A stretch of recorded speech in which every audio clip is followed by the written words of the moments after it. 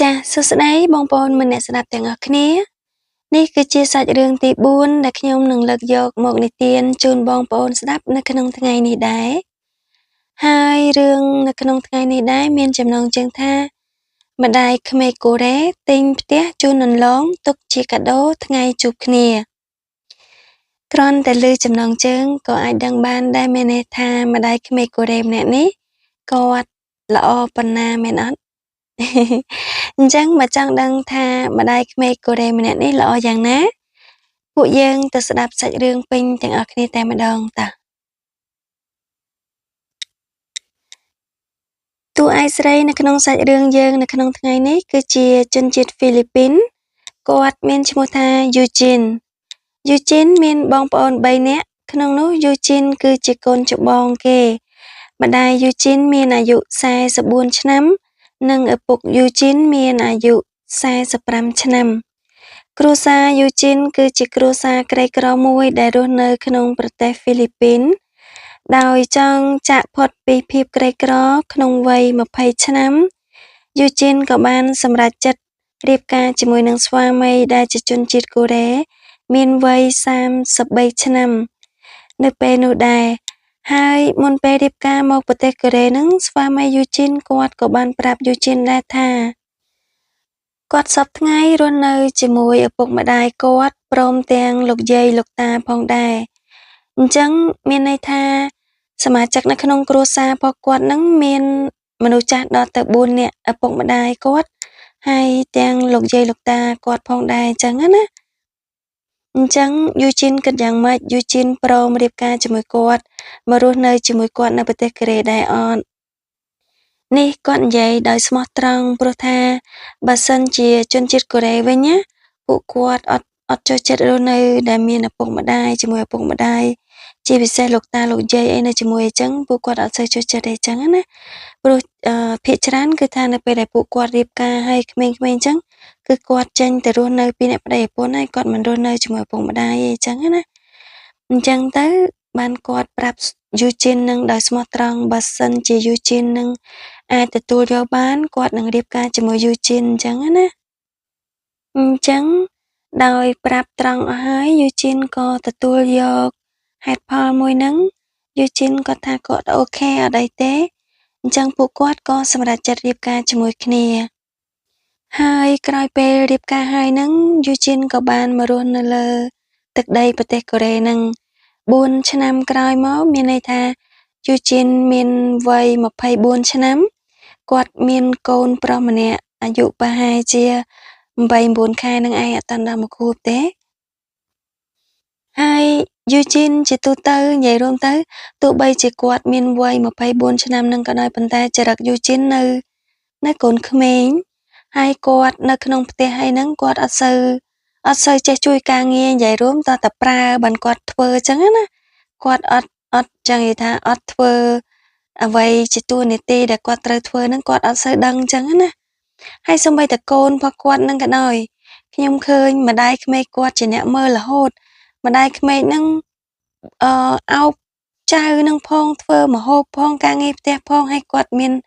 ដីធ្វើចការធ្វើអីខ្លះអញ្ចឹងណាហើយគាត់អត់សូវប្រើយូជីនហ្នឹងឯងមើលទៅម្ដាយក្មេកហ្នឹងគាត់ស្រឡាញ់យូជីនដូចកូនគាត់បកាអញ្ចឹងគាត់គិតថាយូជីននៅក្មេងអីចឹងណាហើយនៅក្នុងសមាជិកនៅក្នុងផ្ទះហ្នឹងទាំងអស់គ្នាយូជីនគេងអត់ដែលងើបមុនគេយូជីនគេងងើបក្រោយគេរហូតហើយពេលខ្លះទៀតហ្នឹងតលតែម្ដាយក្មេកគាត់ទៅបើកបន្ទប់ដាស់តែម៉ោង9ម៉ោង10ហើយអត់តាន់ងើបទៀតកូនភាសាហើយមានកូនអីហ្នឹងណាហើយពេលខ្លះហ្នឹងម្ដាយក្មេកគាត់ធ្វើម្ហូបរៀបចំបាយទឹកជូនលោកតាលោកយាយគាត់ត្រូវជានិយាយរួមទៅត្រូវជាឪពុកម្ដាយក្មេកផោះម្ដាយក្មេកគាត់ហ្នឹងឯងហ្នឹងហើយរៀបម្ហូបអាហារជូនហើយនៅស្ពាយចៅពីក្រោយទៀតដល់ពេលកលេចទៅមើលយូជីននៅដេកចុចទូរស័ព្ទលេងទូរស័ព្ទដូចនិយាយរួមដូចកូនក្មេងអញ្ចឹងប៉ុន្តែគាត់ក៏អត់មានប្រកាន់អីដែរគាត់គិតថាយូជីននៅក្មេងហើយ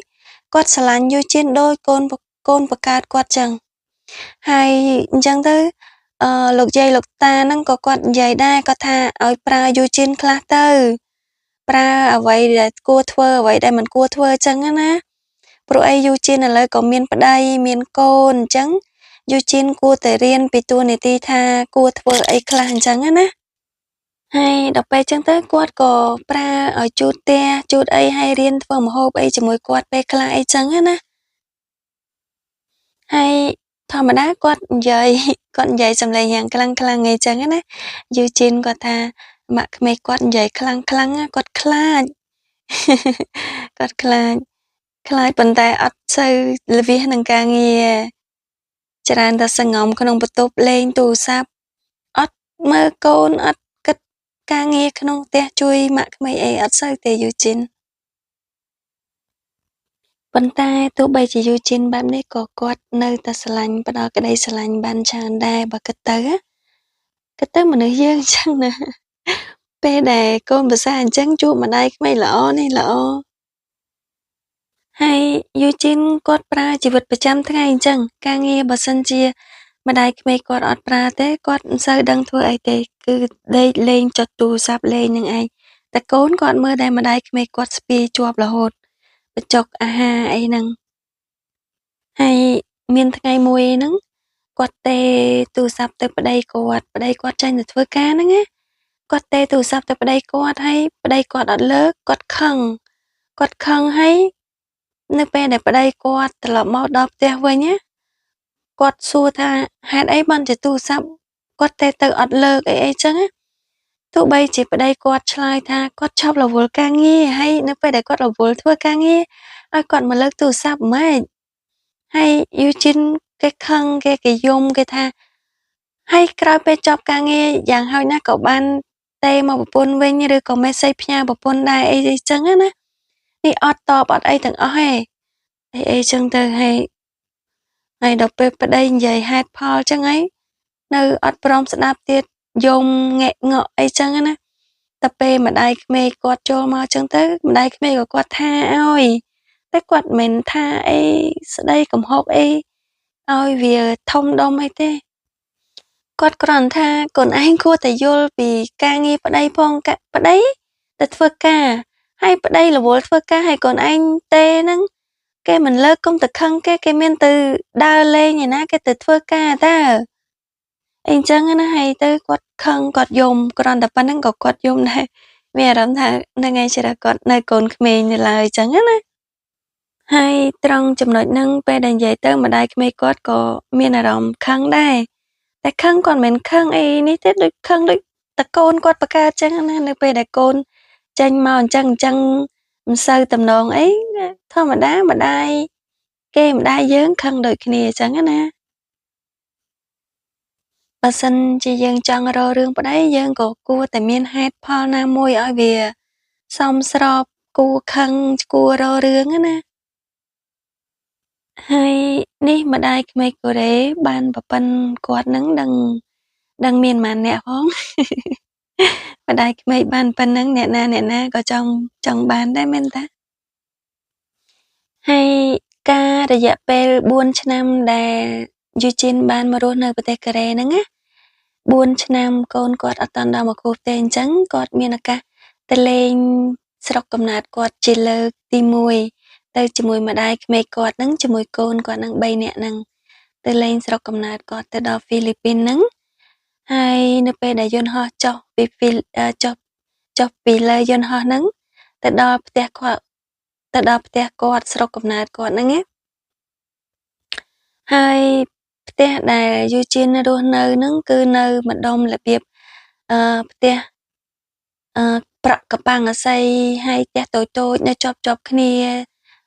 មួយជាន់ពីរជាន់តែកប៉ាំងអាស័យហើយធ្វើនិយាយរួមទៅដូច4ម៉ែត្រ5ម៉ែត្រ4ជ្រុងអី4ម៉ែត្រ5ម៉ែត្រហ្នឹង4ជ្រុងអីចឹងណាមួយម៉ាត់ឲ្យខ្លីទៅផ្ទះមួយឡុករបៀបអ្នករាំងខ្សត់នៅចឹងណាហ្នឹងហើយទៅផ្លូវដើរចូលហ្នឹងគឺអាផ្លូវហ្នឹង1ម៉ែត្រទេមួយឡុកដូចនៅភ្នំពេញយើងគេហៅមួយឡុកស្អីគេនិយាយរួមទៅផ្ទះគឺតូចជាតិមែនតើហើយផ្ទះ Eugene ហ្នឹងគឺគាត់នៅជាន់ទី2ហ្នឹងហើយចដើឡើងហ្នឹងគេធ្វើចដើឈើឡើងហ្នឹងចដើហ្នឹងតូចទេអត់ធំទេឡើងបានតែម្នាក់ចង់និយាយថា ឡើងម្ដងបានតែម្នាក់ពីរនាក់ឡើងអញ្ចឹងអត់បានឈរទទឹមគ្នាគឺចោតហើយតូចឡើងទៅដល់លើហ្នឹងហើយបងប្អូននៅពេលដែលម្ដាយក្មេកគាត់ឡើងទៅដល់ផ្ទះហ្នឹងគ្រាន់តែឃើញចរាឡើងទៅយូជៀនគាត់ប្រាប់ថា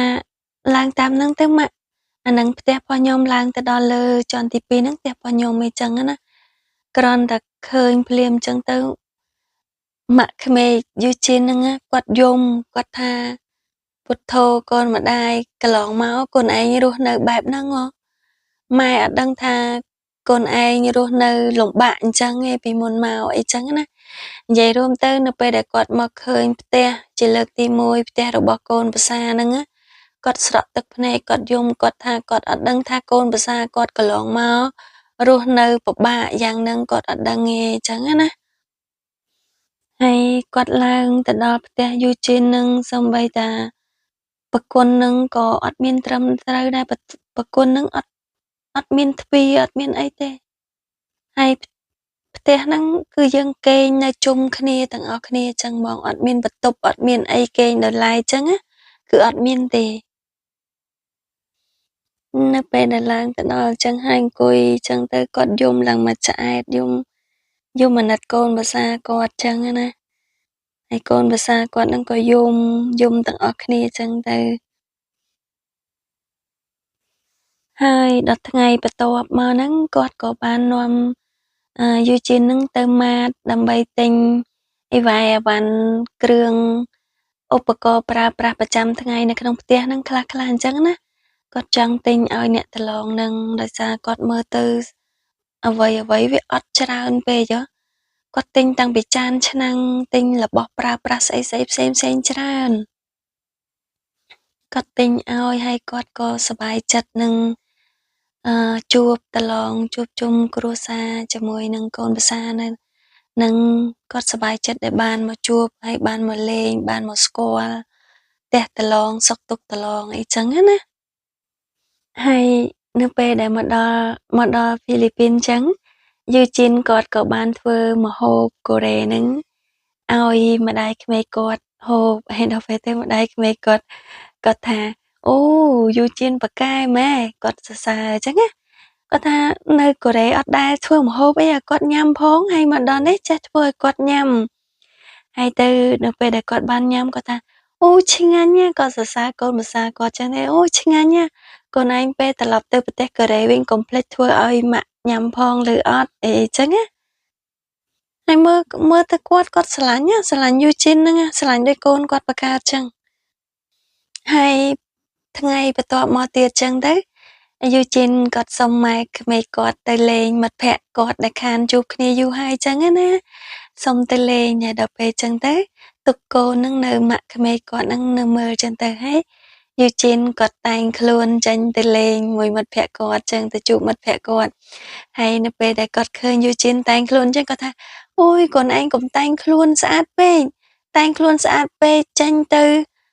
ប្រុសផ្សេងគេមើលទៅធ្វើម៉េចទៅកុំតែងស្អាតពេកកូនឯងស្អាតស្រាប់ហើយបន្តិចបានលាបបន្តិចបានហើយកូនគាត់និយាយអញ្ចឹងណាមើលទៅគួរឲ្យស្រឡាញ់បងប្អូនជីវិតណារៀបការប្តីកូរ៉េមកយើងចង់និយាយថាយើងបថុយបឋានមកយើងអត់ដឹងថាគេជាមនុស្សបែបម៉េចទេដូចជំនាន់ខ្ញុំអីហ្នឹងមកតាំងបថុយប៉ុន្តែសម័យឥឡូវហ្នឹងខុសគ្នាបងប្អូនសម័យឥឡូវហ្នឹងបើសិនជាយើងចង់មកយើងមិនចាំបាច់ការប្តីក៏បានដែរយើងអាចខំរៀនឲ្យចេះយើងប្រឡងមកជាពលករមកសិនក៏បានដែរហើយនៅពេលដែលយើងប្រឡងមកជាពលករហើយយើងខំរៀនតទៀតយើងអាចបដូរវីសាបានបដូរវីសាជាលក្ខណៈរស់នៅរហូតក៏បានឲ្យតែយើងរៀនប៉ាកែបងប្អូនអត់ពិបាកអីអត់ដូចជំនាន់ខ្ញុំហ្នឹងឯងចេះតែចង់មកអញ្ចឹងចេះតែបថុយអញ្ចឹងក៏វាជីវិតវាជួបការលំបាកច្រើនអញ្ចឹងណា